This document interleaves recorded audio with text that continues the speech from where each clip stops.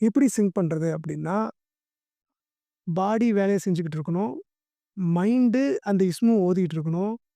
நீங்க இமேஜினேஷன்ல உங்க உயிர ஒரு ஒளியா இறைவனோட அந்த ஒளி ஆப்போசிட்ல நிக்குது. அந்த ஒளியோட உங்க ஒளியும் சேர்றதுன்ட்டு இமேஜினேஷன் பண்ணுங்க. அப்ப உங்க ரூஹும் அந்த இறைவனோட ஐக்கியமாயிரும். அப்ப சஜிதா பண்ணும்போது, ருக்கூஹ் போகும்போது, அந்த ஒளி இறைவனோட அந்த ஒளியில இறைவன் நம்மள பார்த்துக்கிட்டு இருக்காங்கிற அந்த இதோட உங்க ரூஹுவ பாடி சஜித ச ருக்கூஹ் பண்ணும். மைண்ட் அந்த நேரத்துல என்ன ருக்கூஹ்ல ஓதுமோ அது ஓதும். உங்க உயிர் வந்து அந்த சோலோட தொடர்புல இருக்கும். இப்படி 3 லேயர்ல உங்க ரூஹு இது வந்து பெரும்பான்மையா நம்ப வந்து பாடியில கவனம் செலுத்தி, மைண்ட எங்கேயோ ஓட்டி தொழுகிறதுனால, இந்த தன்மைக்கு நம்ம போறதுக்கு ரொம்ப நாள் ஆகும்.